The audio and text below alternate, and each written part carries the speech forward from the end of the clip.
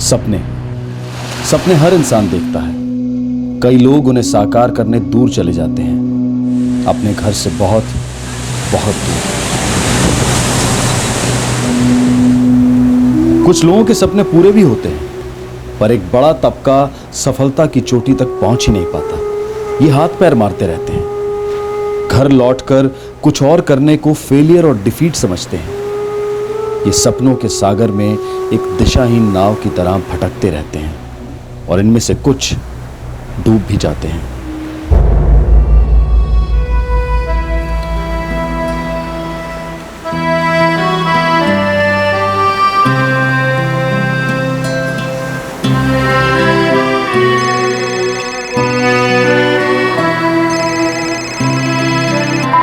मुझे मिलना है।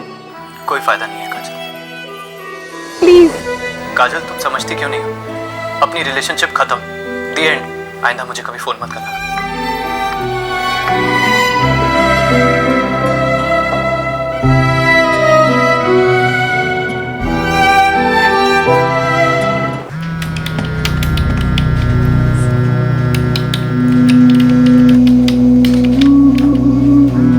Thank you for calling G Connect. Have a good day, sir.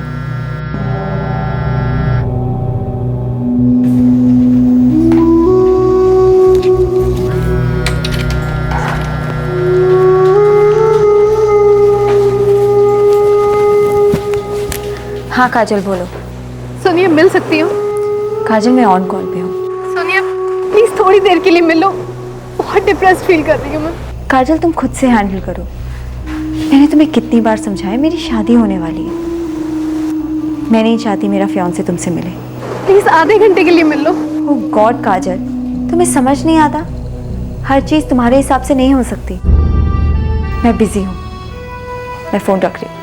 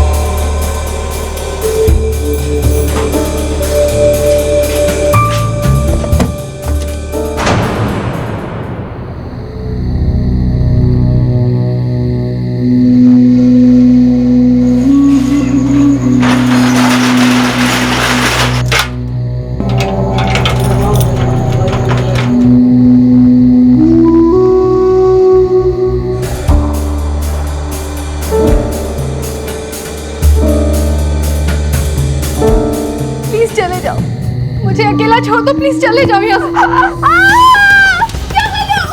छोड़ो मुझे। बचाओ!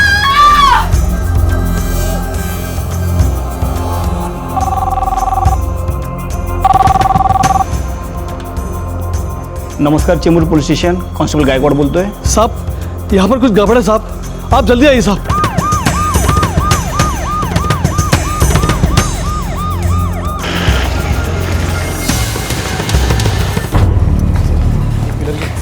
ये वाला साहब मी फोन केला होता साहब। साहब यह घर है साहब, जहाँ से चीखने की आवाज आ रही थी। ये वाला? जी साहब।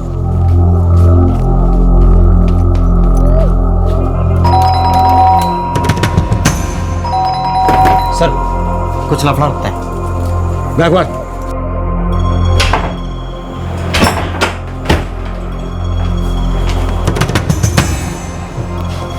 सर यहाँ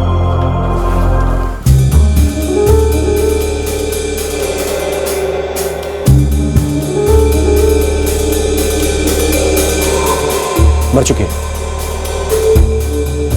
तुम जानते हो इसे? हो साहब, काजल नाम है इसका। 1 साल पहले यहाँ रहने को आई थी साहब। इससे ज्यादा और कुछ नहीं जानता। शायद पड़ोसी से पता चल जाए। राणे, एम्बुलेंस को कॉल करो और पूरे घर की तलाशी लो। एक 24 वर्षीय युवती काजल किसी बात को लेकर डिप्रेस थी, उदास थी।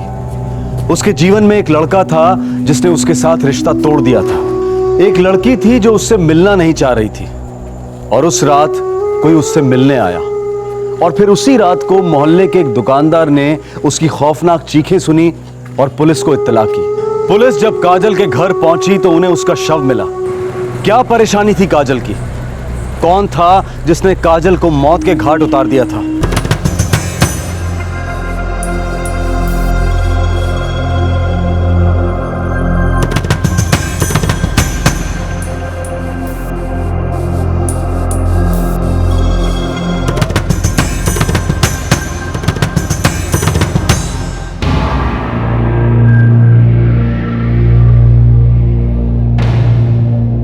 नहीं साहिब, ऐसा कुछ मालूम नहीं इसके बारे में। ज्यादा ना तो किसी से बात करती थी और ना ही किसी से लेना देना था इसका। हाँ साहब, मैंने सुना तो था किसी बार में नौकरी करती थी, कुछ डांसर वांसर थी शायद। अकेली रहती थी? हाँ साहब, 1 साल से यहीं किराए पर रह रही थी। मकान मालिक कहाँ रहता है? इधर ही चेंबूर में आरके स्टूडियो के पास। नंबर है उसका किसी के पास? मेरे मिस्टर जानते हैं उनको, उनके पास हो सकता है नंबर। साहब, दरवाजा अंदर से बंद था और जिस कमरे से लड़की की लाश मिली है उसकी खिड़की खुली हुई थी। खूनी वहीं से भागा होगा। हो सकता है सर, मैंने फॉरेंसिक वाले को मैसेज दिया है, फिंगरप्रिंट्स मिल सकते हैं खिड़की से। गुड। लड़की का फोन भी मिला है सर। फोन रिकॉर्ड्स मंगवाओ। डेथ स्ट्रैंगुलेशन से हुई है। गला इतनी मजबूती से घोंटा गया कि विंड पाइप्स तुरंत कुचल गई। 1-2 नाखून भी टूटे हुए हैं। झड़प तो मिनिमल थी, बट अटैक करने वाला फिजिकली बहुत स्ट्रांग रहा होगा। तो क्या हम ये मान के चलें कि अटैकर मेल था? सॉरी, इस स्टेज पे मैं सिर्फ इतना कहूंगा कि अटैक करने वाला फिजिकली बहुत स्ट्रांग था। मेल या फीमेल ये नहीं कह सकते। काजल शर्मा नाम है सर। ये एग्रीमेंट था उसके साथ 11 महीने का, लीव एंड लाइसेंस का। परमानेंट एड्रेस जम्मू का है? हो सर। और विटनेस है मोना कपूर, गौरी चिकलीकर, रचना गुहा। कौन है ये लोग? काजल की फ्रेंड लोग थी सर। जिस ऑर्केस्ट्रा में काजल काम करती थी वहीं ये तीनों भी काम करती है। कैसा ऑर्केस्ट्रा? रेस्टोरेंट था कोई, बार एंड रेस्टोरेंट। बार और रेस्टोरेंट। साहब, अरे लड़की जम्मू की है। मेरे ख्याल में उसके घर वालों को इन्फॉर्म कर देना चाहिए, साथ ही उन तीनों लड़कियों को भी जो उसके साथ बार ऑर्केस्ट्रा में काम करती थी। हो साहब।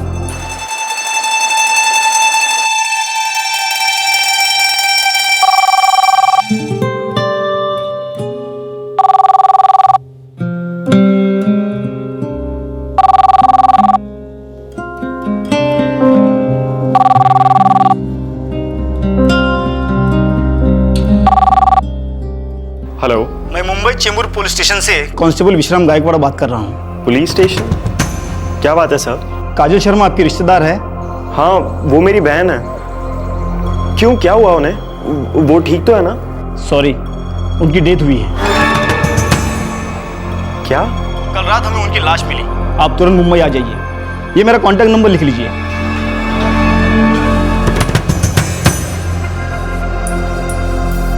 राहुल, क्या हुआ बेटा? किसका फोन था? मुंबई से फोन था। बात क्या बेटा? काजल दी। काजल दी। क्या हुआ काजल को? क्या हुआ मेरी काजल को? राहुल, तू कुछ बोलता क्यों नहीं? बता ना। 3 रातों से काजल काम पर नहीं आई, ऑफ लिया था उसने। ऑफ क्यों लिया था? कोई खास वजह? सर, उसकी अपनी कुछ पर्सनल टेंशन थी। कैसी टेंशन? हमारे बार में कस्टमर था, काजल का उसके साथ खूब चल रहा था। नाम क्या है उसका? कोई नंबर है उसका आप लोगों के पास? सर, पंकज नाम था उसका, और नंबर तो नहीं मालूम, लेकिन वो 1 साल से हर दिन आता था और हर किसी को मालूम है कि वो खास काजल से ही मिलने आता था। सर, ये 2010 की बात है। तब काजल हमारे साथ रहती थी, हमारे फ्लैट में। फिर 1 साल पहले वो चली गई। हमको कुछ बताया नहीं, लेकिन हमको फुल डाउट था कि उसका उस कस्टमर के साथ फुल टू अफेयर चल रहा है। सर, हमें लगता है कि उसको चेंबूर वाले रूम के लिए उसी ने पैसे दिए होंगे। कभी उसने कुछ जिक्र नहीं किया वो कौन है, करता क्या है, कहाँ रहता है?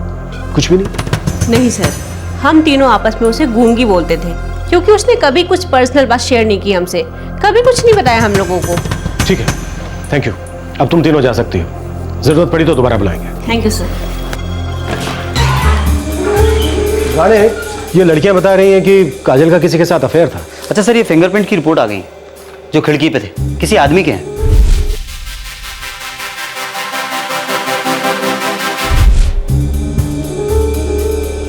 फोन रिकॉर्ड्स है। अगर ये वही आदमी है जिसका काजल के साथ अफेयर था तो रेगुलर फोन और एसएमएस में होंगे। सेल नंबर ट्रैकिंग पे डाल दिए सर, वो बंदा जल्दी मिल जाएगा। काजल के घर वाले कब आ रहे हैं? उन्हें खबर कर दी है साहब, कल तक मुंबई टच होने चाहिए।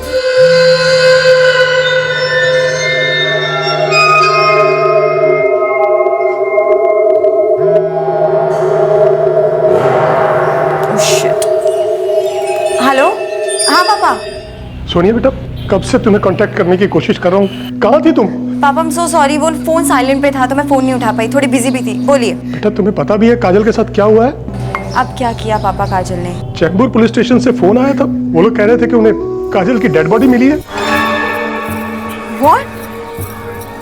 पापा ये आप क्या कह रहे हैं? बेटा कल रात को पुलिस को तुम्हारी बहन की लाश मिली है। Oh my God।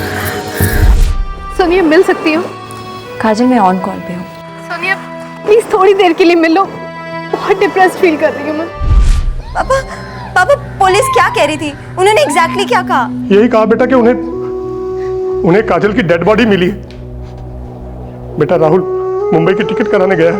पापा मुझे तो यकीन ही नहीं हो रहा। वो तो हमें भी नहीं हो रहा बेटा, और समझ में ये नहीं आता कि उन्होंने तुम्हें कांटेक्ट क्यों नहीं किया, उन्हें हमारा नंबर कैसे मिल गया, तुम्हारा क्यों नहीं मिला?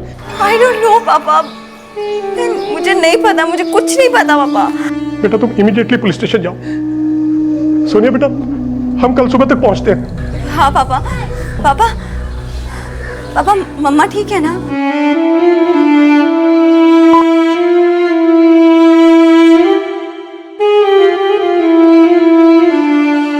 मर्डर विक्टिम काजल की जिंदगी में एक आदमी था और एक बहन भी थी जिसके साथ वो रेगुलर टच में नहीं थी। जम्मू में काजल के माँ बाप उसकी मौत की खबर सुनकर बुरी तरह से बिखर गए थे, लेकिन वो ये जानकर हैरान भी थे कि काजल की बड़ी बहन सोनिया काजल की मौत से बिल्कुल अनजान थी। माँ बाप को इस बात की भनक तक नहीं थी कि दोनों बहनों के बीच काफी दूरियां थी। क्या वजह थी इस मनमुटाव की? इसी बीच पुलिस को काजल के फोन रिकॉर्ड से उस आदमी का नंबर मिला जिसके साथ शायद काजल का अफेयर था। सर ये नंबर 44455666, ये नंबर बार बार दिख रहा है सर।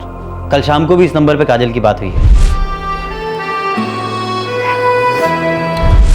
इस नंबर का पता चल गया सर। उसके बॉयफ्रेंड का? नहीं सर, उसकी बड़ी बहन सोनिया का नंबर है। बीपीओ में काम करती है, थाने में रहती है, अकेले।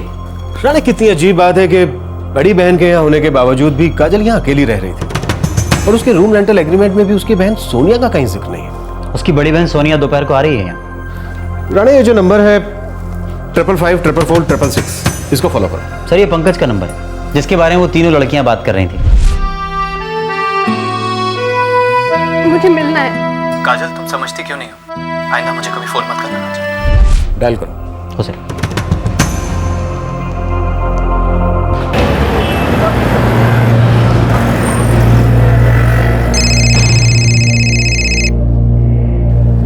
हेलो, चेंबूर पुलिस स्टेशन से बोल रहा हूँ। आपका नाम? जी मेरा नाम पंकज गाडगिल है। बोलिए क्या बात है? काजल शर्मा फ्रेंड है आपकी, खास दोस्ती? जी मतलब मैं उसे जानता हूँ। कल शाम को बात हुई थी आपकी उससे? सर उसने मुझे फ़ोन किया था। आप प्लीज़ बताइए ना क्या बात है। इस वक्त कहाँ हैं आप? जी मैं पूना में हूँ। दरअसल मैं पूना को ही बिलोंग करता हूँ, यहीं का हूँ। आपको मुंबई आना होगा, मिलना है आपसे। सर मुझे लगता है यही हमारा बंदा है। पुणे पुलिस को इन्फॉर्म करो, वहीं धर दो, वहीं जाकर इससे हाय हेलो करेंगे।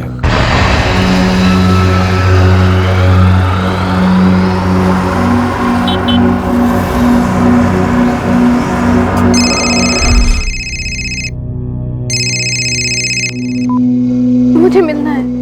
कोई फायदा नहीं है काजल। प्लीज। काजल तुम समझती क्यों नहीं हो?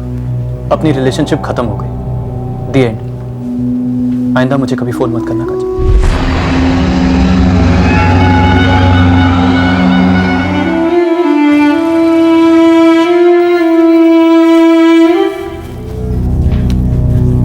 पापा आज शाम की फ्लाइट की टिकट्स मिल गई हैं। राहुल तुम तो बार बार मुंबई आते जाते रहते थे ना। तुम काजल और सोनिया दोनों से मिलते थे, लेकिन तुमने कभी ये नहीं बताया कि वो दोनों अलग अलग रहती है। अब मर गई तुम्हारी काजल दीदी, अब क्या छुपा रहे हो?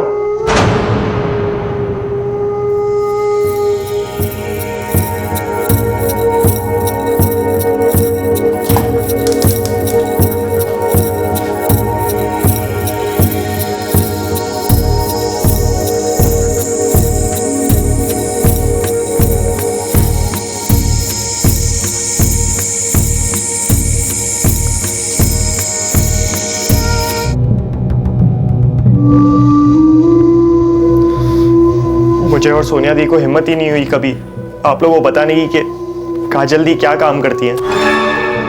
क्या क्या काम करती थी काजल? बोलना। माँ वो एक बार में डांसर थी।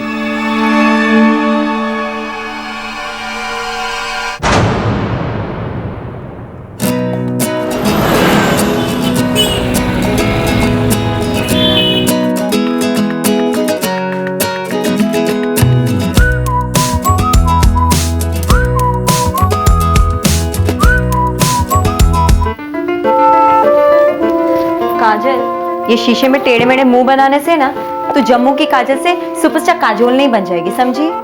सोनिया, काजोल तो मेरी आइडल है, लेकिन तुम देखना, मैं अपनी खुद की आइडेंटिटी बनाऊंगी। एक दिन इतनी बड़ी एक्ट्रेस बन जाऊंगी कि सब लोग हमारे जम्मू को ना टॉप स्टार काजल शर्मा का शहर बुलाएंगे। देखना तो। सवाल ही पैदा नहीं होता बेटा। लेकिन पापा, मुझ में कॉन्फिडेंस है, टैलेंट है, मुझे अच्छा ब्रेक जरूर मिलेगा। अरे बेटा, तुम ये सोनिया और राहुल की तरह पढ़ाई लिखाई में ध्यान नहीं लगा सकती। और बेटा, ये फिल्म लाइन और एक्टिंग वैक्टिंग हम जैसे लोगों के लिए नहीं है। हम जैसे लोगों के लिए मतलब? आप फिल्म इंडस्ट्री को इतना बुरा क्यों मानते हैं? माँ, बहुत अच्छे लोग भी हैं फिल्म इंडस्ट्री में, हमारे आपके जैसे डिसेंट लोग। बेटा काजल, बहस नहीं। देखो, हम लोग मिडिल क्लास लोग हैं, और वो भी जम्मू के। बेटा, हम तुम्हें ये तो नहीं कह रहे कि तुम शादी करके घर पर बैठ जाओ। हम तुम्हें पढ़ा लिखा रहे हैं ताकि तुम कोई अच्छी जॉब करो, गवर्नमेंट की जॉब करो। कल को तुम अपने होने वाले पति का हाथ बटाओगे, और जिस घर में जाओगी उस घर में तुम्हारी इज्जत बढ़ेगी। बेटा पापा, जब भी किसी एक्टर ने अपने घर वालों को बताया होगा कि वो एक्टर बनना चाहता है, तो ज्यादातर घर वालों ने अपोज ही किया होगा ना। लेकिन एक बार वो सक्सेसफुल हो जाते हैं, कामयाबी मिल जाती है उनको, तो सब कुछ बदल जाता है। काजल मुंबई अच्छे को रुला देती है। तेरी जैसी कितनी सारी लड़कियां जो रोज हीरोइन बनने जाती हैं वहां पर। मुंबई फिल्म इंडस्ट्री में एक्चुअली कितनी हीरोइंस है बता? मुश्किल से 1 दर्जन। उनमें से आधी लड़कियां तो बड़ी बड़ी फिल्मी फैमिलीज को बिलोंग करती हैं, या फिर miss universe, miss world, miss ये मिस वो। तुझे रियलिटी नहीं पता है। सोनिया, मैं सिर्फ एक रियलिटी जानती हूँ, और वो ये है कि मैं पैदा हुई थी बड़े पर्दे पे अपना टैलेंट दिखाने के लिए। आप लोग मेरी फैमिली होते हुए मेरी विल पावर को नहीं जानते हैं क्या? मैं प्रूफ कर सकती हूँ, मैं करके दिखाऊंगी। प्लीज पापा, जाने दीजिए ना, प्लीज। बेटा, मैंने अपनी बात कह दी है। देखो दी, आपको एक्टिंग का इतना शौक है तो आप जम्मू में कोई टीवी सीरियल कर लो ना, बेस्ट रहेगा। मुझे बॉलीवुड में काम करना है, ये सीरियल वीरियल में काम नहीं करना है। अब पापा प्लीज हाँ कह भी दीजिए ना। मैं तुम्हें लास्ट टाइम बोल रहा हूँ बेटा, नहीं। ये फेयर नहीं है पापा। सोनिया को जो पढ़ना है वो पढ़ सकती है, राहुल के लिए भी सेम टू सेम। लेकिन जब मुझे कुछ करना होता है तो आप सब लोग खड़े हो जाते हैं मुझे लेक्चर देने के लिए। मुझे जो करना है वो मैं क्यों नहीं कर सकती पापा? क्योंकि बेटा, तुम इन दोनों की तरह पढ़ना लिखना नहीं चाहती हो। तुम तो अपनी तकदीर के सपने खुद लिखना चाहती हो, जिसके लिए हम तुम्हें अलाउ नहीं करेंगे। ठीक है, मत कीजिए अलाउ। मैं अलाउ करती हूँ। मैं अपने आप चली जाऊंगी मुंबई, मुझे किसी की परमिशन नहीं चाहिए। अरे अब ये पागलों वाली बातें मत करो। धमकी नहीं देते, माँ बाप को धमकी देना कोई अच्छी बात नहीं है। पापा, मैं सिर्फ आपका सपोर्ट मांग रही हूँ। मैं लाइफ में कुछ बनना चाहती हूँ, कुछ करके दिखाना चाहती हूँ। एक ही तो लाइफ है पापा, वो भी इतनी छोटी सी। प्लीज मान जाइए ना, प्लीज हाँ कह दीजिए, प्लीज पापा, प्लीज।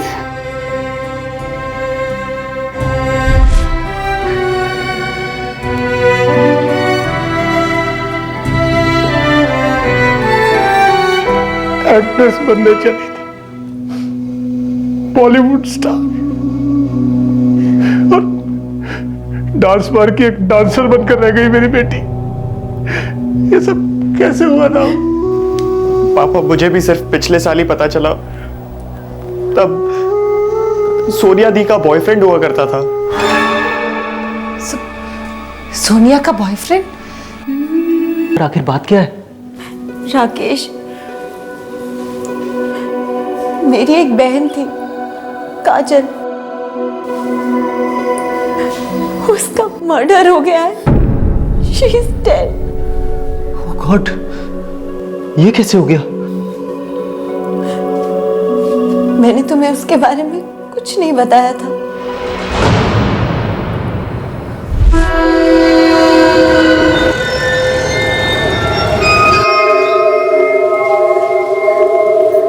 सोनिया दी, ये क्या बात हुई? आप राकेश से काजल दी के बारे में क्यों नहीं बता रही हैं? क्योंकि रेपुटेशन राहुल, यही सब कुछ होती है। मैं यहाँ पे एक डिसेंट जॉब करती हूँ, राकेश एक टीम लीडर है, अच्छी सैलरी कमाता है, लोग मेरी यहाँ पे रिस्पेक्ट करते हैं। तो दी, काजल दी ने ऐसा क्या किया जो रिस्पेक्टेबल नहीं है, जिसकी वजह से आप उसे अपने फ्रेंड से भी नहीं मिलवाना चाहती? तुम्हें वाकई नहीं पता राहुल कि तुम्हारी काजल दी क्या करती है? मुझे नहीं मालूम है, इसलिए तो मैं आपसे पूछ रहा हूँ ना। तेरी काजल दी एक बार डांसर है। क्या? क्या हुआ? हो गई ना बोलती बात? कोई एक्टिंग नहीं करती तेरी काजल दी, ना ही किसी फिल्म इंडस्ट्री में स्ट्रगल कर रही है। एक चीप से बार में चीप लोगों के आगे डांस करती है और पता नहीं क्या क्या। छी सोनिया दी, आप ऐसे कुछ भी मत बोलो प्लीज। राहुल, तेरे छी बोलने से ये गन कम नहीं होने वाली। तू एक बार उसके फ्रेंड से मिलेगा ना, तब सब समझ आ जाएगा। अब बता, कैसे बोलूं मैं राकेश को कि काजल क्या करती है? क्या सोचेगा वो मेरे बारे में, हमारी फैमिली के बारे में? हाँ,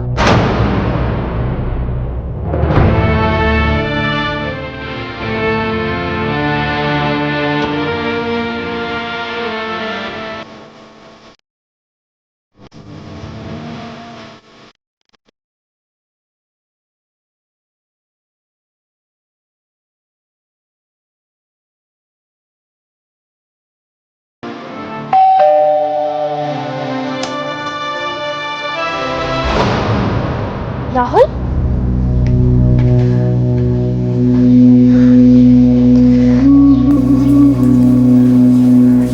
चलो अच्छा है राहुल, तुम्हें पता चल गया कि मैं क्या करती हूँ। दी, आप यहाँ पर एक्ट्रेस बनने आई थी ना? हाँ राहुल, और मेरी जिंदगी ही एक ड्रामा बन के रह गई। चल छोड़, फिर कभी बताऊंगी। फिर कभी बताऊंगी मतलब? दी, मम्मी पापा को जब ये सब पता चलेगा तो वो लोग क्या सोचेंगे आपके बारे में? कभी सोचा है आपने? राहुल, मम्मी पापा को तब पता चलेगा अगर तुम ये सोनिया उनको बताओगे, और अगर ऐसा हुआ ना राहुल, मैं कभी उनसे नजरें भी नहीं मिला पाऊंगी। दी, आप वापस मेरे साथ जम्मू चलो प्लीज। दी, छोड़ो ये सब और चलो मेरे साथ। छोड़ रही हूँ राहुल, ये सब छोड़ रही हूँ और वापस घर भी आ रही हूँ। बस कुछ एक बातें सेटल करनी है, उसके बाद वापस जम्मू आ जाऊंगी। घर आके कुछ नया काम शुरू करूंगी, सच। दी, मैं पिछले 2 साल से मुंबई आ रहा हूँ, आपने मुझे कभी क्यों नहीं बताया इस बारे में? क्यों दी? क्योंकि राहुल, तब मैं वापस नहीं आना चाहती थी। मुझे लगा मैं वापस आऊंगी तो सब मेरा मजाक उड़ाएंगे, मुझ पे हंसेंगे, और मुझे भी ऐसा ही लगेगा कि मैं लाइफ में हार गई, बिल्कुल फेल हो गई। लेकिन राहुल, यहाँ पे हालात इतने बुरे नहीं हैं। मैं अच्छा खासा कमा लेती हूँ, सब ठीक ठाक चल रहा है। इनफैक्ट मेरा एक स्टडी बॉयफ्रेंड भी है राहुल, बहुत सीरियस है वो मेरे बारे में। कौन है वो दी? पंकज नाम है उसका, पंकज गाडगिल। पुणे का रहने वाला है, अच्छा खासा बिजनेस है उसका। वो मुझे हमेशा खुश रखेगा राहुल, सच।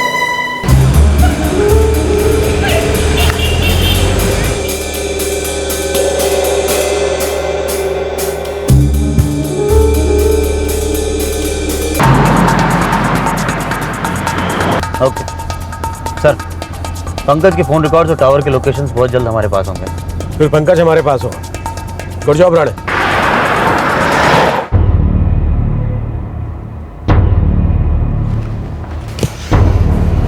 सर, ये पंकज गाडगिल। सर, मैं अपने डैड का बिजनेस मैनेज करता हूँ। कैसा बिजनेस है तुम लोगों का? हम लोग कपड़ा मैन्युफैक्चर करते हैं सर। मुंबई में हमारे बहुत सारे क्लाइंट्स हैं, तो मैं अक्सर यहाँ आता जाता रहता हूँ। जब मुंबई आते थे तो श्रीनाथ बार में जाते थे, जहाँ काजल डांस करती थी, काजल शर्मा।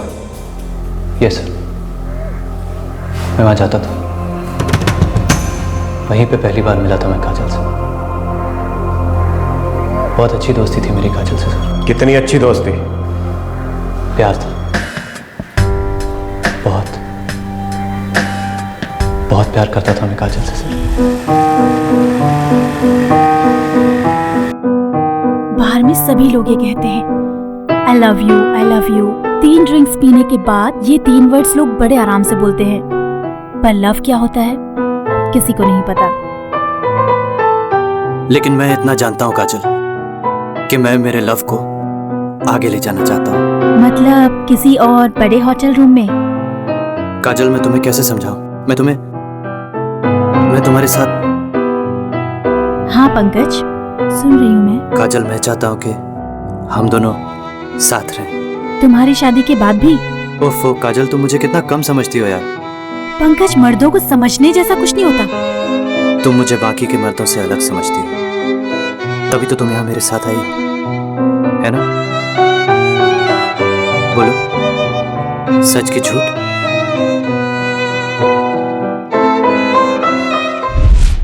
तूने अपने मजे कर लिए उसके साथ, दिल भर गया तो तूने सोचा कि अब ये शादी वादी की बात करेगी, तो तूने उसे हमेशा के लिए विदा कर दिया, मार डाला उसे। नो सर, मैंने उसे नहीं मारा मैंने उसे।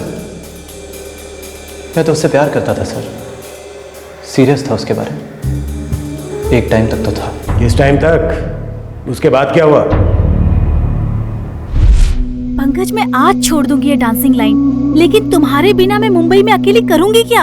आराम करोगी, राज करोगी। मैं तुम्हारे लिए फ्लैट खरीदूंगा यहाँ, हम दोनों पति पत्नी जैसे ही रहेंगे। पति पत्नी जैसे? समझने की कोशिश करो काजल, मैं तुम्हें पुणे नहीं ले जा सकता। पर पंकज, मैं तुम्हारी बीवी बनना चाहती हूँ, मुझे बहू बनना है तुम्हारे घर की। मुझे भी वो सब कुछ चाहिए जो हर लड़की को चाहिए होता है, परिवार, प्यार, इज्जत। मैं किसी से कम नहीं हूँ पंकज। देखो काजल, तुम्हें ये बात समझनी होगी, मैं तुम्हें अपने पेरेंट्स के सामने नहीं ले जा सकता काजल। हम दोनों ऑफिशियली पति पत्नी नहीं बन सकते काजल। सर, काजल एक बार डांसर थी और मैं एक अच्छी फैमिली का इकलौता लड़का। अच्छी फैमिली के लोग भी अच्छे होने चाहिए, पर तूने अच्छा नहीं किया पंकज। शादी का वादा ना किया हो पर उम्मीद जगाई, लड़की को जीत लिया और फिर बस मुकर गया। मैंने सोच समझकर प्यार नहीं किया था सर, बस हो गया था। मैं भी हमेशा इसी टेंशन में रहता था सर कि हमारा क्या होगा। मैं ये अच्छी तरह से जानता था सर कि मेरे पेरेंट्स कभी एक बार डांसर को नहीं अपनाएंगे, और फिर एक दिन काजल ने खुद ही सब कुछ खत्म कर दिया।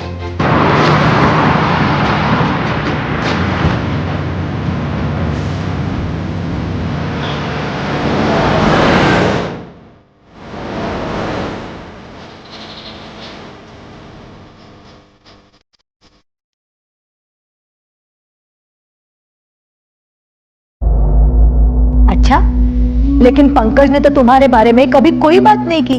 क्या हो? हाँ, मैं जानती हूँ आंटी, और मैंने भी उसे ये नहीं बताया है कि आप लोगों से मिलने में आज आ रही हूँ। अच्छा होता अगर तुम तब आती जब वो यहाँ होता घर पर। वो तो कभी नहीं हो पाता। आप लोगों से मिलाने अपने साथ वो मुझे कभी नहीं लाता, इसलिए मैं अकेली चली आई। तुम खुद अपनी शादी की बात करने आई हो? तुम्हारे माँ बाप कहाँ हैं? कहाँ से हो तुम लोग? करते क्या है? और तुम क्या करती हो? मेरी फैमिली जम्मू में है। 7 साल पहले जम्मू छोड़कर मैं मुंबई आ गई थी। देखिए, मैं आप लोगों से कुछ छुपाना नहीं चाहती हूँ। दरअसल मैं एक बार में काम करती हूँ। पंकज से भी मैं एक बार में ही मिली थी। बार में? जी। बार में तुम क्या करती हो? ऑर्केस्ट्रा में परफॉर्म करती हूँ। फिल्मी गानों पर डांस करती हूँ आंटी।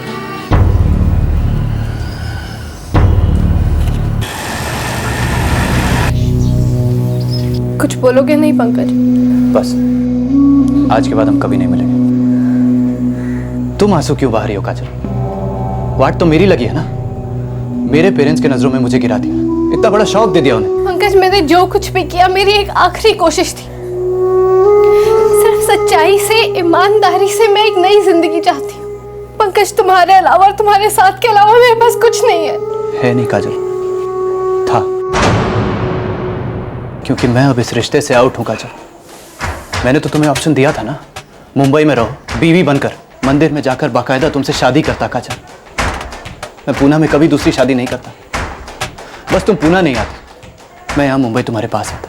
और कल किसने देखा यार, शायद कल को मेरे पेरेंट्स भी एक्सेप्ट कर लेते तुमको, लेकिन नहीं, तुमने उस कल का गला घोंट दिया काजल। आज के बाद तुम कभी मुझे कांटेक्ट करने की कोशिश मत करना, मैं भी नहीं करूंगा। बाय।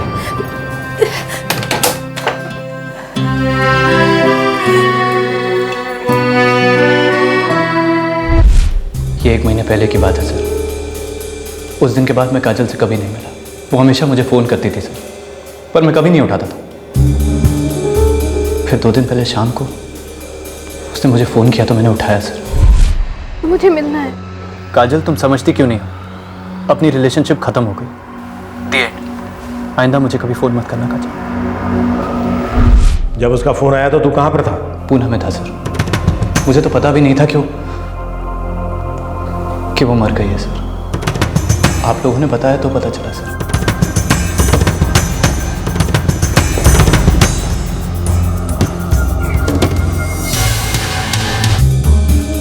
सर, जिस नंबर पे पंकज ने कॉल रिसीव किया उसका सेल टावर तो यहीं है पुणे में। पिछले 2 दिन से वो मुंबई गया भी नहीं, फुल टाइम यही था। फिर कौन हो सकता है जो काजल के खून का प्यासा हो गया? पंकज, तुम जा सकते हो। अगर दोबारा जरूरत पड़ी तो बुलाएंगे।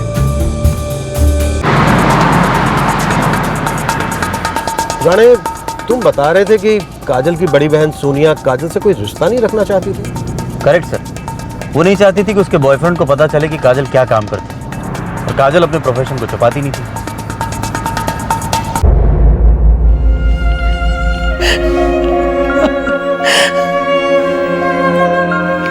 मेरी बच्ची काजल।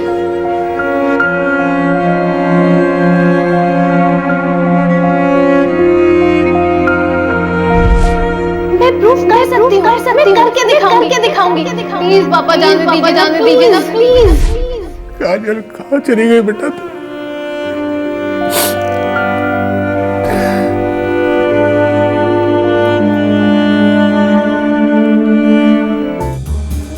पंकज से ब्रेकअप के बाद काजल डिप्रेस थी। हो सही, सभी ऐसा कह रहे हैं। काजल अपनी लाइफ को लेकर नाखुश थी। 7 साल पहले मुंबई आई थी, माँ बाप के टच में नहीं थी, उसके फिल्मी कैरियर का कुछ हुआ नहीं था। बड़ी बहन दूर रह रही थी, उसे उसके अपने दूर लग रहे थे, इसलिए उसने किसी को अपने पास नहीं आने दिया। बस एक पंकज था जिसे उसने अपने पास आने दिया। पर लगता नहीं है कि पंकज है इस मर्डर के पीछे। तो फिर कौन राणे? कौन हो सकता है? या फिर कोई और ही कारण है जिसकी वजह से काजल का कत्ल हुआ?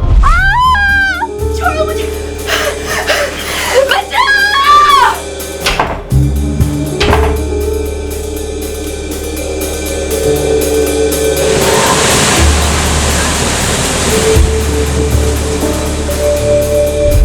राणे, जितने भी लोगों के नाम आए हैं उनके फोन रिकॉर्ड्स और सेल टावर की लोकेशन निकलवाओ।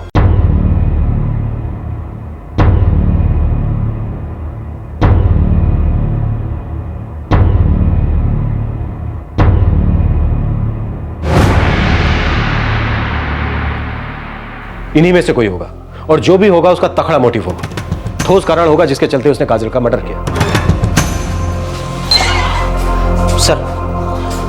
सर, काजल की बहन सोनिया, सोनिया का बॉयफ्रेंड राकेश और काजल का भाई राहुल, तीनों के फोन रिकॉर्ड्स हैं। और इनमें से कोई भी उस रात को काजल के करीब नहीं था। हो साहब, लेकिन ऐसा भी तो हो सकता है कि इनमें से ही कोई उसका कत्ल करना चाहता, पर खुद ना करके किसी किराए के हत्यारे का इस्तेमाल किया हो सकता है। राणे, काम करो, एक टीम बनाओ और हर एक फोन कॉल को स्कैन करो, अपने खबरी नेटवर्क को एक्टिव करो और पता लगाओ कि सुपारी की कोई बात लीक हुई है। हो साहब।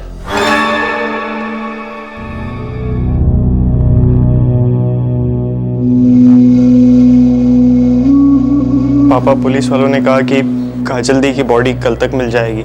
मुझे उसे मुंबई आने ही नहीं देना चाहिए था। मैंने क्यों उसकी जिद के सामने घुटने टेके? क्यों?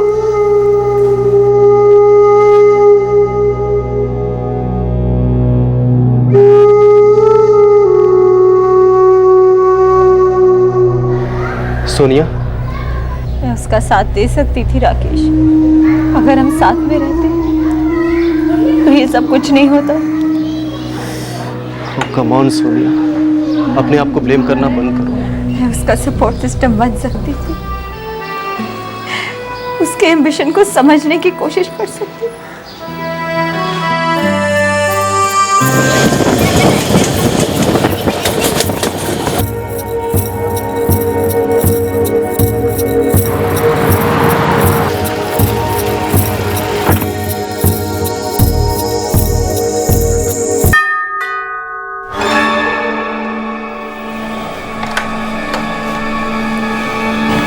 काजल है। आप कौन? मैं उसकी बहन सोनिया। ओ, आओ अंदर आओ। सोनिया, तुमने मुझे बताया ही नहीं कि तुम्हें मुंबई में जॉब मिल गया और तुम यहाँ शिफ्ट हो रही हो। कैसे बताती काजल, तूने तो घर पे फोन करना ही छोड़ दिया है। तू नंबर चेंज करती है और बताती भी नहीं है। पापा मम्मी कितना परेशान रहते हैं तुझे लेकर, पता है? हो क्या रहा है काजल, तू एग्जैक्टली कर क्या रही है? वो दी मैं इतनी बिजी थी कि तेरे पास एक फोन करने का टाइम नहीं है, एक एसएमएस नहीं। घर पे सब होप लगा के बैठे कि कब तुम हमें फोन करोगी और एक गुड न्यूज दोगी कि तुम्हें एक अच्छी सी फिल्म या अच्छा सा सीरियल मिल गया है।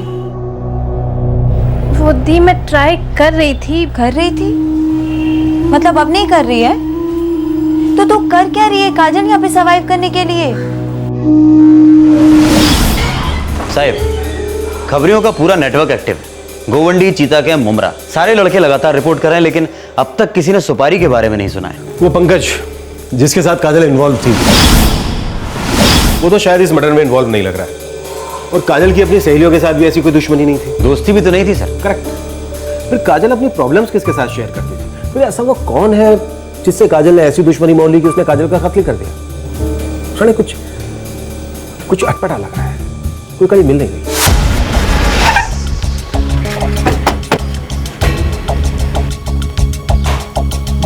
मैं पक्का बोल रहा हूँ साहब, मैंने उसकी चीखने की आवाज सुनी थी। और कोई आवाज सुना था? नहीं साहब, और किसी की आवाज तो नहीं सुनी। किसी को भागते हुए देखा? नहीं साहब, ऐसा होता तो मैं आपको पहले बता दिया होता। वो क्या है साहब, मेरी हालत बहुत खराब हो गई थी डर के मारे। आप लोगों को फोन करने के बाद मैं उधर ही छुप के बैठ गया कोने में। और जब तक आप लोग आए, मैंने उस दरवाजे से किसी को निकलते तो नहीं देखा। हाँ साहब, अंदर से चीखें कम हुई और फिर बाद में एकदम बंद, एकदम शांत।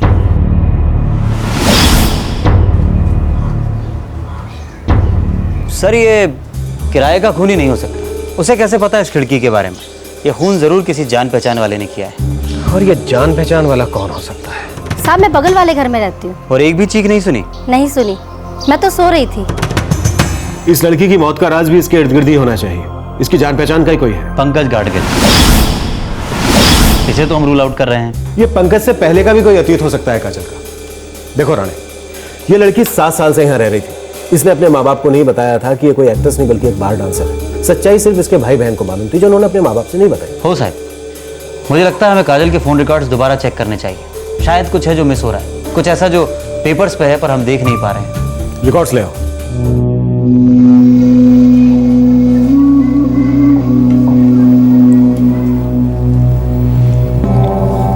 इतने बड़े शहर में तुम्हारी छोटी बहन रास्ता भटक गई थी और तुमने हमें बताना जरूरी नहीं समझा। यही संस्कार दिए थे हमने तुम दोनों बहनों को। नहीं मम्मा, ऐसा नहीं है।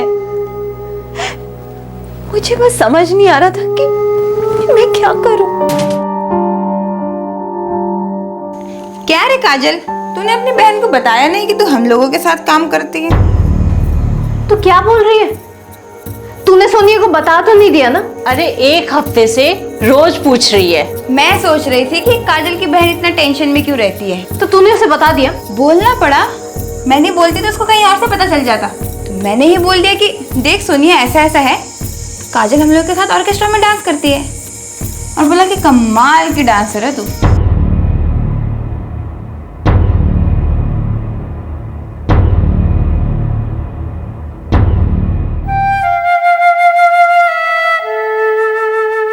सोनिया, ये सब मैंने किया नहीं, ये सब मेरे साथ हुआ।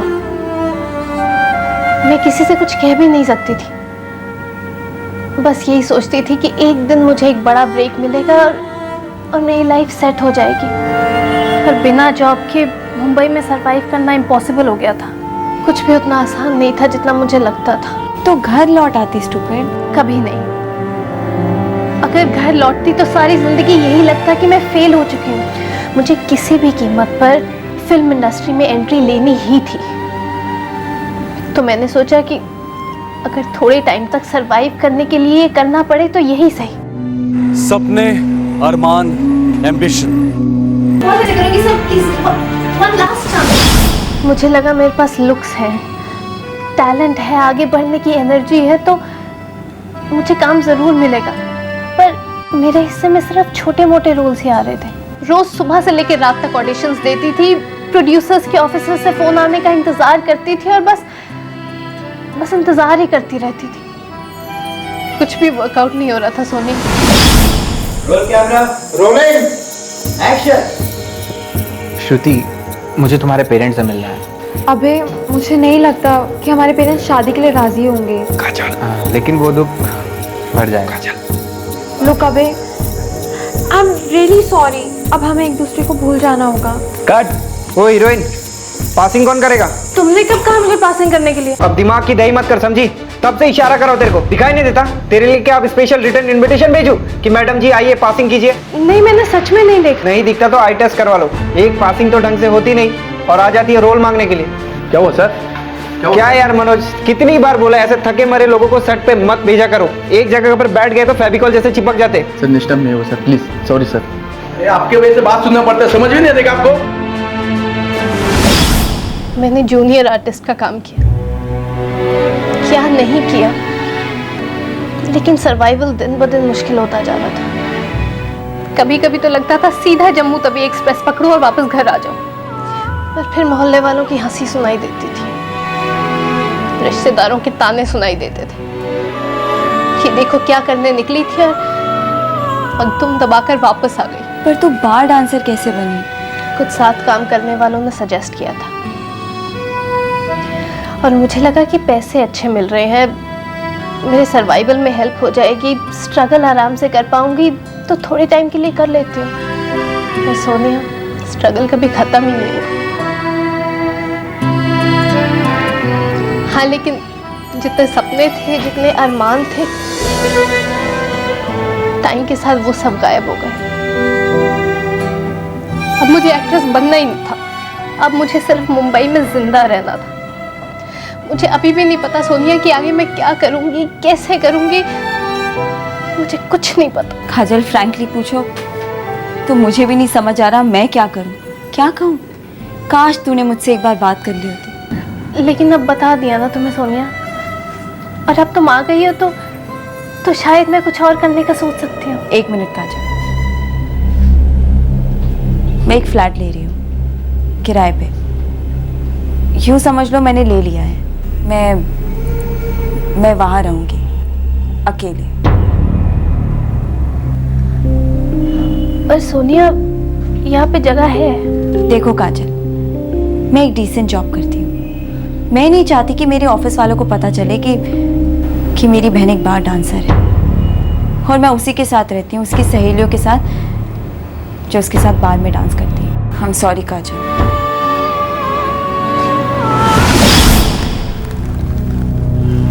काजल ने ऐसा सोचा ही क्यों कि वापस आना उसकी हार समझा जाएगा।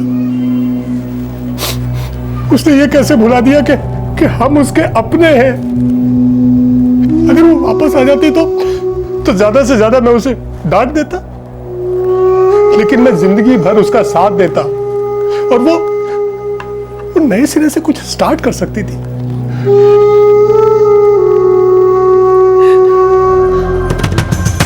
सर, ये काजल के फोन रिकॉर्ड्स को मैंने बार बार चेक किया, हर एक नंबर चेक किया। फिर सर, एक नंबर है जिससे बार बार काजल के फोन पर कॉल किए गए, लेकिन अजीब बात यह है कि काजल ने कभी उस नंबर पर कॉल बैक नहीं किया। ये देखिए, 22244877।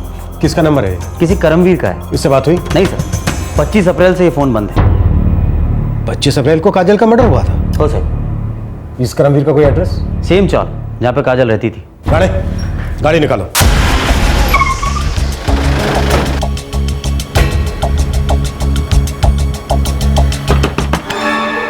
तुम करमवीर हो? जी नहीं, मैं विवेक हूँ। तो फिर करमवीर कौन है और कहाँ है? सर, करमवीर मेरा रूम पार्टनर था।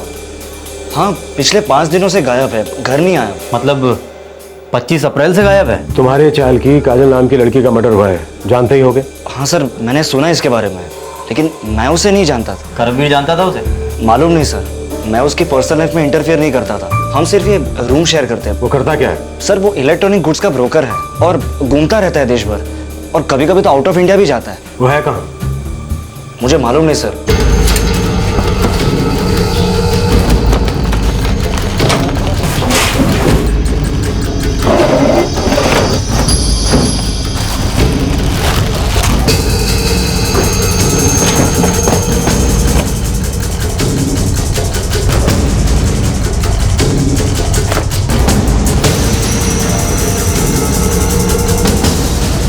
सर सब कुछ यही है, ये पासपोर्ट भी। 25 की रात को करमवीर लौटा? मैंने उसे 25 को सुबह आखिरी बार देखा था। उसके बाद वो कहाँ गया, क्या कर रहा था, मुझे कुछ नहीं पता। करमवीर का परमानेंट एड्रेस जम्मू का है। वो लड़की काजल भी जम्मू से थी। इतना बड़ा इत्तेफाक नहीं हो सकता।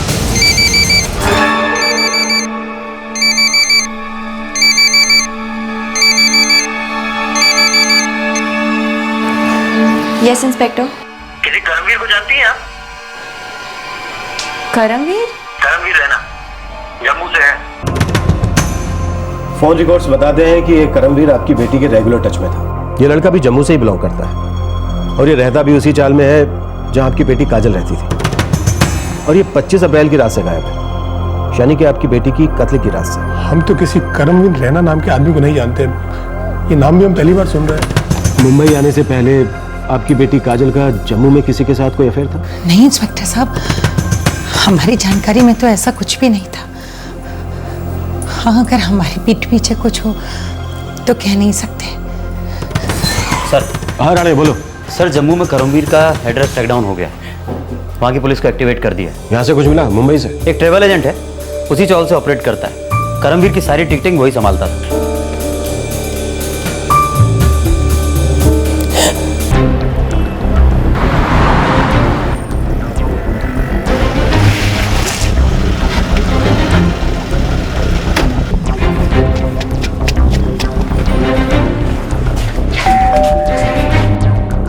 तो अब कहाँ है करणवीर?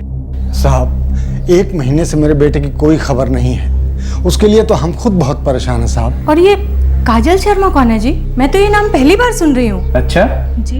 मेरा लड़का मुंबई में 3 साल से सर्विस कर रहा है। अगर उसका किसी लड़की के साथ कोई चक्कर होता तो हमें जरूर बताता। हमारा कर्म हम दोनों से कुछ नहीं छुपाता साहब।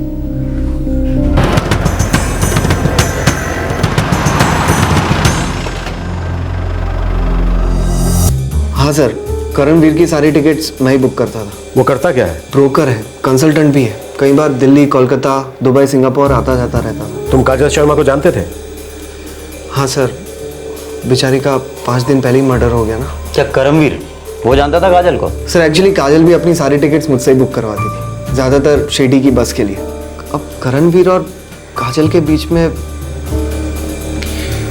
हाँ सर, एक करीब 6 महीने पहले करमवीर ने काजल के बारे में मुझसे कुछ पूछा था। और बता भाई, इस बार कितने दिन के लिए जा रहा है? 2 क्लाइंट से मीटिंग है तो 1 हफ्ता तो कहीं नहीं गया। ऐसे ना तेरी पूरी दुनिया घूमता है तू। भैया दूर के ढोल सुहाने ही लगते हैं। हमसे पूछो, धोबी के कुत्ते बने हुए हैं, कोई एक जगह ठिकाना ही नहीं है। बाय गॉड यार, अगर दुबई सिंगापुर कहीं कोई परमानेंट जॉब लग जाए ना, मैं तो इंडिया को टाटा गुड बाय बोल दूंगा हमेशा के लिए। हाय आकाश। अरे काजल, अच्छा मंडे के लिए शिरडी की 2 टिकट्स चाहिए। तुम तो हमेशा 4 टिकट्स बुक करवाती थी ना, इस बार मामला कुछ चेंज हो गया क्या? ऐसा कुछ नहीं है, इस बार सिर्फ मैं और मोना जा रहे हैं, रचना और गौरी नहीं आ पाएंगे। मैं टिकट्स तुम्हारे रूम पर भिजवा दूंगा। Thank you, bye. कौन थी ये अपने चौल की लड़की थी, काजल शर्मा। तेरे जम्मू से ही तो है। क्या बात कर रहा है? जम्मू से? तो करती क्या है? बार में डांसर है। उसने मुझे ऐसे ही पूछा था। अब मुझे नहीं पता उसके बाद वो काजल से मिला होगा या नहीं। तुम करमवीर से लास्ट कब मिले थे? 10 दिन पहले। उसे ऑस्ट्रेलिया में जॉब लगा था, उसने वीजा के लिए भी अप्लाई किया था। वीजा मिला उसे? क्योंकि उसके घर से जो पासपोर्ट हमें मिला है उसमें ऑस्ट्रेलिया का वीजा नहीं है। जी नहीं सर, उसे वीजा नहीं मिला, प्रॉब्लम आ गया यार। वर्क वीजा ऐसे नहीं मिलता यार। तो ऐसा वैसा कुछ करना भाई, मेरी लॉटरी का टाइम आ गया है। वहाँ एक पार्टी है जो मेरा जॉब पक्का कर रही है, बस मुझे यहाँ से वर्क वीजा लगवाना है। ऑस्ट्रेलिया में अगर इमिग्रेंट वीजा चाहिए तो शादी कर ले। शादीशुदा कपल्स को सबसे पहला प्रेफरेंस दिया जाता है। और इमिग्रेंट वीजा मिलना मतलब फुल आज़ादी। फिर चाहे जो मर्जी कर ऑस्ट्रेलिया में, बाद में वहाँ की सिटीजनशिप भी ले सकता है तू। और सबसे पहले शादी। अब ये मत बोलना कि शादी के लिए लड़की भी मैं ही अरेंज करके दूँ। मैं सिर्फ टिकट्स और वीजा अरेंज करा सकता हूँ बॉस।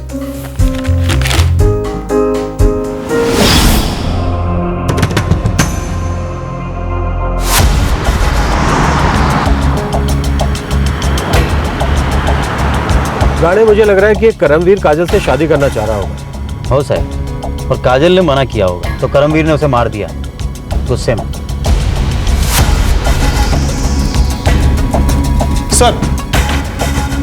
सर जम्मू पुलिस ने फोन किया था, करमवीर वहाँ नहीं मिला और वहाँ उसका कोई क्रिमिनल रिकॉर्ड भी नहीं है।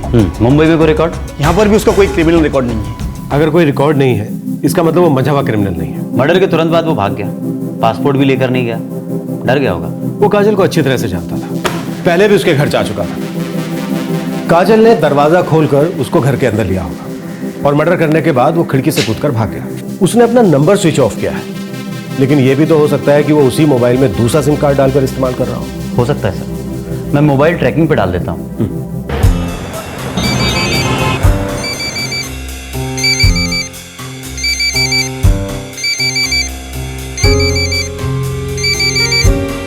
रिंग जा रही है सर, मोबाइल सेम है, सिम कार्ड नया है। लोकेशन क्या है? जालंधर, पंजाब।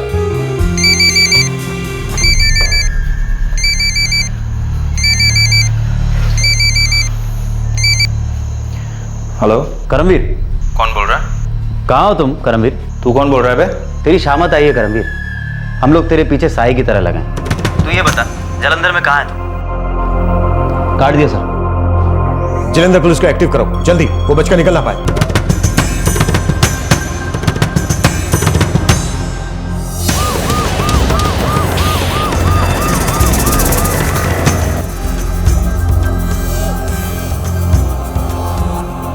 सर जी बंदा तो चेकआउट कर गया सी। यही था वो? हाँ सर यही करमवीर रहना है। कोई एड्रेस वगैरह छोड़ गया है? नहीं सर एड्रेस तो नहीं कोई छोड़ गया। हमने गलती की राणे, हमें उसे फोन करके अलर्ट नहीं करना चाहिए, लेकिन इतना पक्का हो गया कि काजल के मर्डर में उसी बंदे का हाथ है। अब हमें सिर्फ ये पता लगाना है कि उसने ऐसा क्यों किया। अब वो ज्यादा दूर नहीं भाग सकता साहब, मैंने जम्मू पुलिस को रेड अलर्ट के लिए रिक्वेस्ट भेज दी है। बेटा अपना ख्याल रखना, कभी भी कोई तकलीफ हो, कोई परेशानी हो तो फोन कर देना बेटा। काजल की मौत का दुख तो हमें जिंदगी भर रहेगा, लेकिन उससे भी बड़ा दुख इस बात का है कि वो जब तक जिंदा रही ये समझती रही कि हम उसके दुख को नहीं समझेंगे, उसकी मदद नहीं कर पाएंगे। माँ बाप तो अपने बच्चे की एक एक धड़कन को समझते हैं। हमसे कभी कुछ मत छुपाना।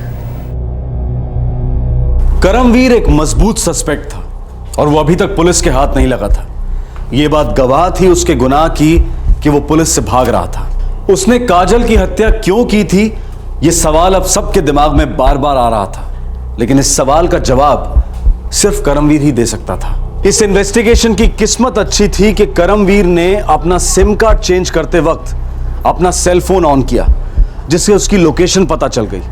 वो जालंधर से जम्मू के लिए रवाना हो चुका था। 456874657647 सर ये करमवीर का नया नंबर है, उसने मोबाइल ऑन किया था, जम्मू पहुंच गया है वो। फैमिली से मिला? नहीं सर, वहां नहीं पहुंचा अभी तक। वो वहां नहीं जाएगा राणे, क्योंकि वो अच्छी तरह से जानता है कि पुलिस पार्टी वहां उसका इंतजार कर रही है। कब तक भागेगा? उसका पासपोर्ट हमारे पास है, उसकी सारी चीजें हमारे पास है। इन चीजों के बिना भी वो लंबे अरसे तक गुमशुदा हो सकता है राणे। तो इस नंबर पर कॉल करें क्या सर? नहीं राणे, ये गलती हम दोबारा नहीं दोहराएं। एक काम करते हैं, हम जम्मू निकलते हैं।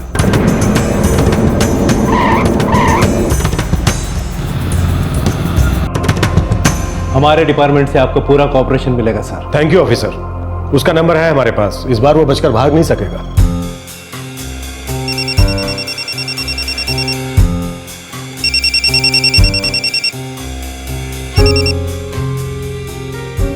हेलो जी 4568476767 जी, वाजिद हसन बोल रहा हूँ गोल्डन ट्रेडर्स से। कौन चाहिए आपको? किससे बात करनी है? जनाब आपका ये नंबर लकी ड्रॉ में सिलेक्ट हुआ है। लेकिन आपको मेरा नंबर मिला कैसे? जनाब हमारा एक टेलीफोन कंपनी के साथ टाई अप है, हमने एक लकी ड्रॉ निकाला और आपका नंबर सिलेक्ट हो गया है। अब आप इस लॉटरी के हकदार हैं। लॉटरी जीती है मैंने? जी हाँ, आपने 25,000 की लॉटरी जीती है। आप हमारे ऑफिस आ जाइए अपने सिम कार्ड का काउंटर फॉइल लेकर और अपना चेक कलेक्ट कर लीजिए। लेकिन आपका ऑफिस है कहाँ पे? नाज होटल में, गोल मार्केट के आगे, चौराहे के पास। ठीक है। ये ऑफर आज शाम को 6 बजे तक है, आप आ जाइए और आपका चेक बन जाएगा। ओके। पुलिस ने एक जाल बिछाया। ये जाल करमवीर को बहला फुसलाकर अपनी ओर लाने के लिए था।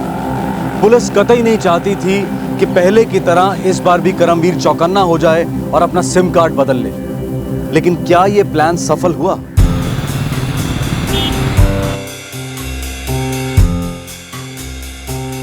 जी गोल्डन ट्रेडर्स, मेरा फ़ोन नंबर 4568476767 है जी। मुझे यहाँ से फ़ोन आया था एक लॉटरी के लिए। वेलकम करमवीर। लॉटरी यहाँ नहीं, मुंबई थाने में लगी है। देख करमवीर, सच सच बता दे कि तूने काजल के साथ क्या किया, नहीं तो तेरी तकदीर के साथ साथ खोपड़ी भी खुल जाएगी।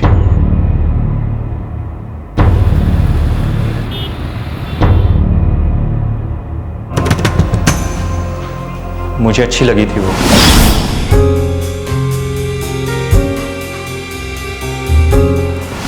मैंने उसे अप्रोच किया।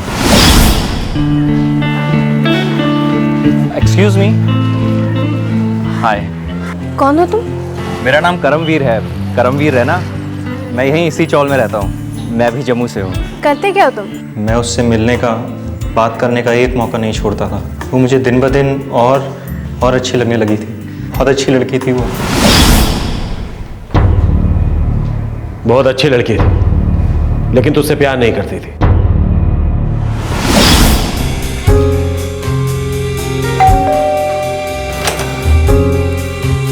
हाय। देखो करम, तुम बहुत अच्छे लड़के हो, लेकिन क्या काजल? मैं किसी और को लाइक करती हूँ। बहुत सीरियस हूँ उसके बारे में, इसलिए प्लीज मेरे लिए ऐसी फीलिंग्स मत रखो तुम। मैं किसी और के बारे में सोच भी नहीं सकती हूँ। वो एक ऐसे आदमी के प्यार में पागल थी जो उससे कभी शादी नहीं करने वाला था। मुझे बात साफ साफ नजर आ रही थी। मैं उससे कहता भी रहता, लेकिन वो मेरा कभी यकीन ही नहीं करती थी। पर उससे फायदा क्या होता? वो तुझसे प्यार नहीं करती थी, तुझसे शादी भी नहीं करती। करम आसान नहीं है मेरे लिए। मैं सब कुछ सेट कर दूंगा काजल। मैं तुम्हें वो सारी खुशियां दूंगा जो तुम्हें चाहिए। काजल, मैं तुम्हें बता नहीं सकता मैं तुमसे कितना ज्यादा प्यार करता हूँ। आई एम सो सॉरी करम, पर मैं एक रिश्ता जोड़ के देख चुकी हूँ। मैं दूसरा रिश्ता जोड़ना ही नहीं चाहती।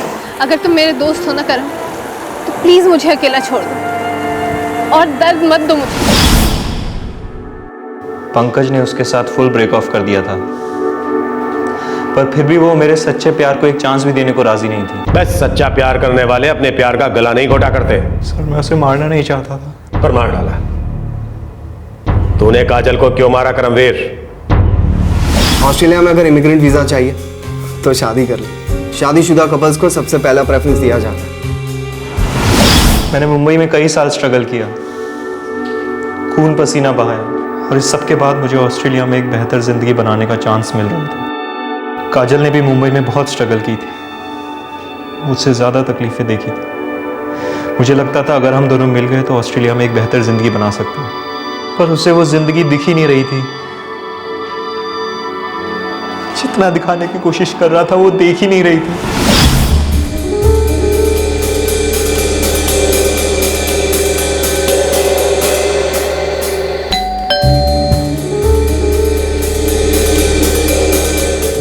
नहीं करम, मुझे कोई बात नहीं करनी है, और अभी तो बिल्कुल नहीं। सुनो काजल, मेरी बात सुनो। हम दोनों ने इस शहर में अपने अपने सपनों को चूर होते हुए देखा है। वहाँ ऑस्ट्रेलिया में हम अपने नए सपने देख सकते हैं और उन्हें साकार भी कर सकते हैं। मेरे अब कोई सपने नहीं है करम। मेरे अंदर जो कुछ भी था सब चूर चूर हो गया है। तुम समझते क्यों नहीं हो? मेरे अंदर कोई फीलिंग्स नहीं बची हैं। सच तो ये है कि मैं जिंदगी में फेल हो चुकी हूँ, और ये सच्चाई कभी नहीं बदल सकती। मेरे पास कोई चारा नहीं है। काजल, मैं तुम्हें चारा नहीं, एक मौका दिखा रहा हूँ। मुझे कुछ नहीं देखना, कुछ नहीं समझना। बस मेरे अंदर कोई तार टूट गई, सुन्न हो गया दिमाग, दिल। सर, मैं मानता हूँ मैंने गुस्से में बहुत बड़ी गलती कर दी, पर मेरे दिल में उसके लिए नफरत नहीं थी सर। मैं उसे मारना नहीं चाहता था, लेकिन उस पल में वो मुझे इतनी दूर महसूस हुई कि मैंने उसे मार डाला। मुझे ऐसा लगा कि जैसे उसे मार के वो दूरी हमेशा के लिए मिट जाएगी।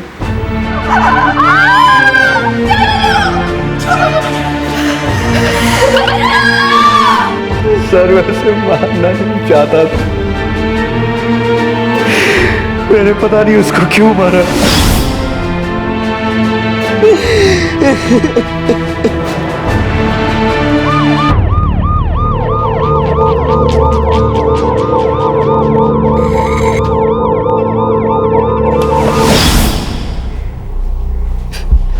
स्टेटमेंट लेकर इसके सिग्नेचर ले लो और कल कोर्ट में हाजिर करो इसे।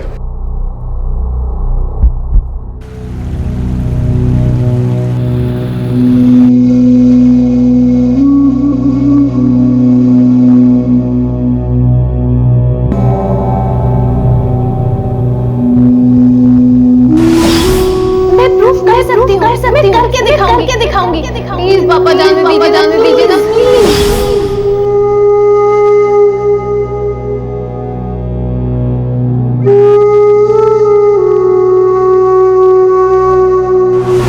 सोनिया थोड़ी देर के लिए मिलो बहुत डिप्रेस फील कर रही हूं।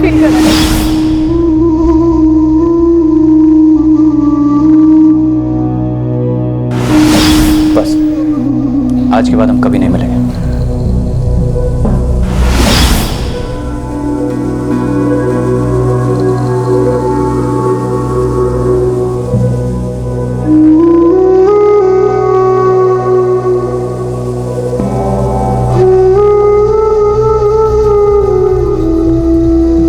करमवीर इस वक्त पुलिस कस्टडी में है और उसके खिलाफ काजल के कत्ल के चार्जेस फाइल किए जा रहे हैं। हम सब के अपने अपने सपने और अरमान होते हैं, हम सब उन्हें पूरा भी करना चाहते हैं, लेकिन क्या वही लोग सक्सेसफुल कहलाते हैं जिनके सपने पूरे हो जाते हैं? अगर हमने एक बार कुछ ठान लिया लेकिन उसे पूरा ना कर पाने पर क्या हम वाकई फेल हो जाते हैं? क्या कोशिश करना अपने आप में जीत नहीं है? फर्ज कीजिए कि हम अपने टारगेट्स मीट नहीं कर पाते, पर हम उसे दुनिया से छुपाने की कोशिश में क्यों लग जाते हैं?